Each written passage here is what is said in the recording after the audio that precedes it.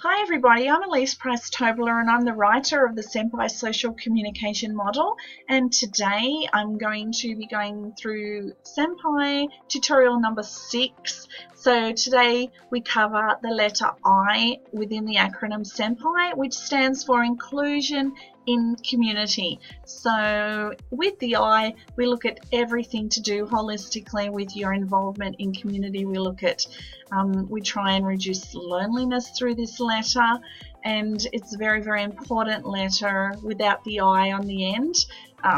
Not sure where this model would be, so it's really important to me. I think loneliness needs to be something that we really need to stop, and I'm hoping that by putting this model out there, we can say to people, how is your SEMPI?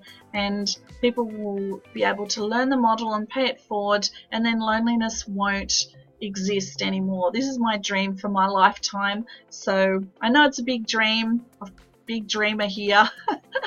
So I just wanted to, let's have a little look. I'm just going to shrink myself down and let's get stuck into tutorial number 6. So welcome.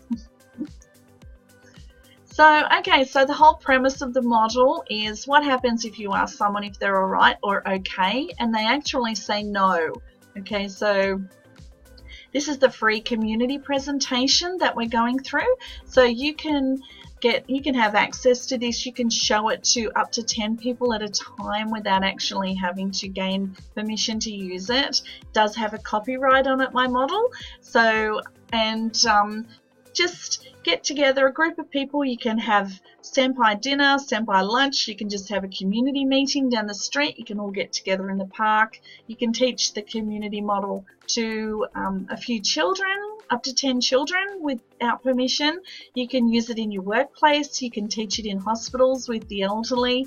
The police and first responders can use it with each other just as a general question instead of, are you okay? Yeah. Okay, here I am, but you're absolutely not. So I'm suggesting that we change the are you okay or are you alright question to how's your SEMPI.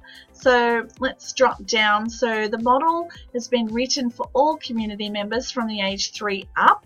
So from all walks of life. So it teaches everyone from age 3 to adult the art of having a heart-to-heart conversation, which I believe has actually almost been lost.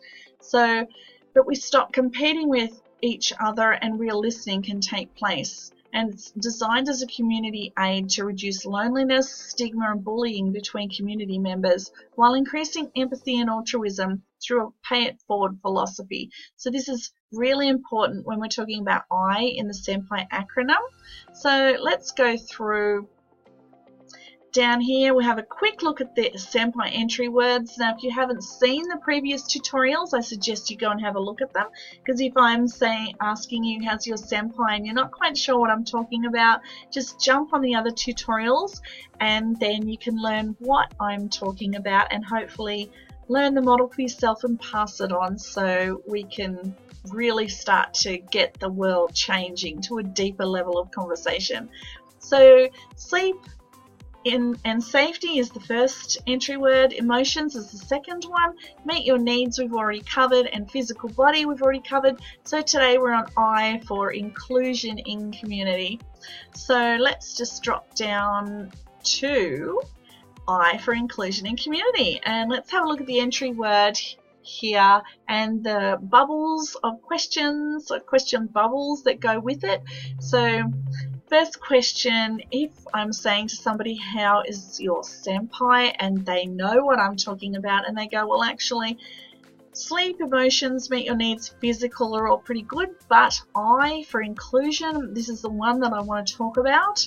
So the listener, I am the listener, then invites the sharer to have a SEMPI conversation with them. So I would be inviting someone and I would be going through these questions, for example, and saying, are you feeling like you are part of a community? So if I can put this into context for you, I can say, for example, if I had a middle-aged gentleman who was just going to work all the time to support the family. So basically mythically, his job might be to just go to work every day. He's got a 6-hour commute, 3 hours there, 3 hours back. It's very, very long. I do have a client like this at the moment.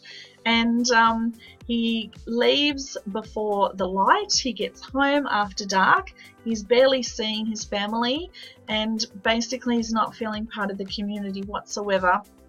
And I see a lot of professionals in the corporate sector actually saying that they don't feel part of the community. Even on weekends, they might be so tired from all the stress and demands being put on them during the week that by Saturday they just do not want to do anything. And this is especially difficult if it's a one-parent family. So, because on the weekend we all know as parents we've got all the washing and cleaning and shopping and cooking to do.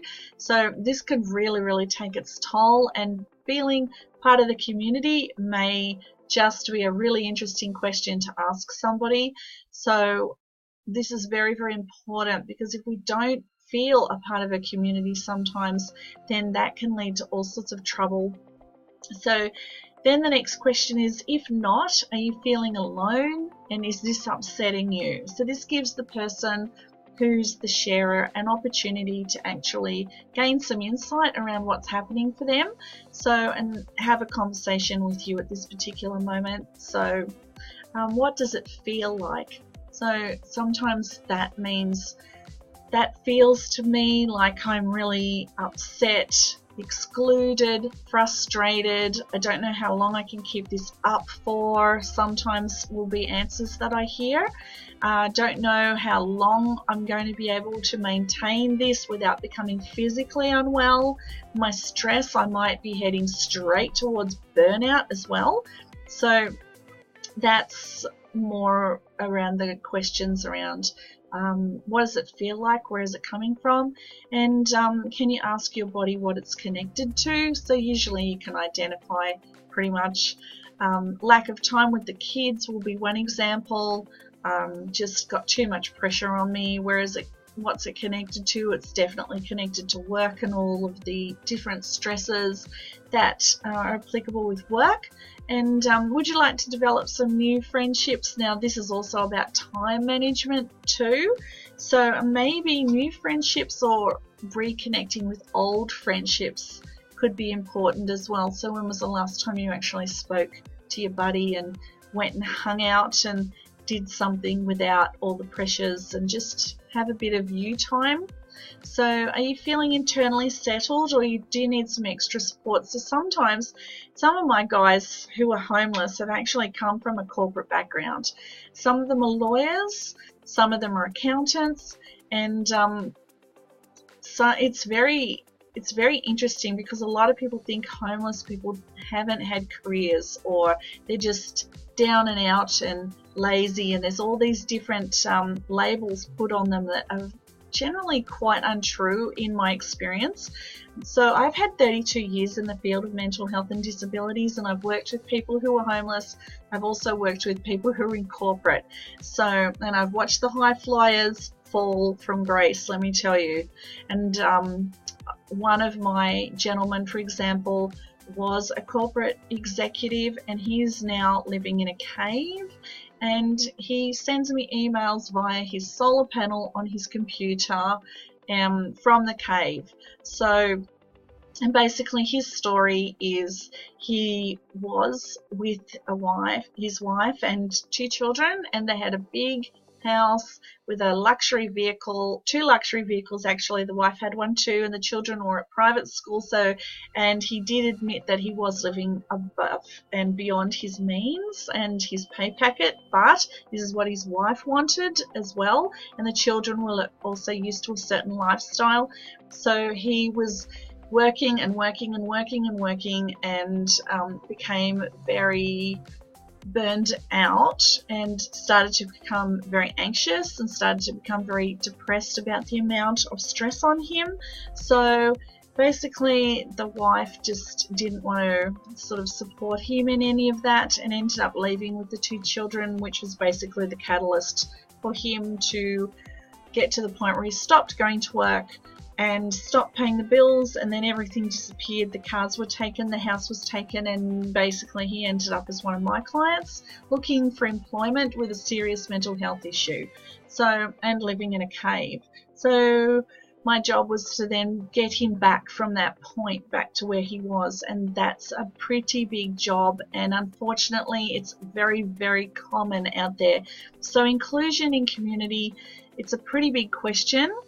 And if we look back at, are you feeling internally settled, or do you need some extra support? Now, if you feel as a listener that this person is really not coping, then you can look at what sort of support do you feel would help you, and do you need extra talking time or a referral service.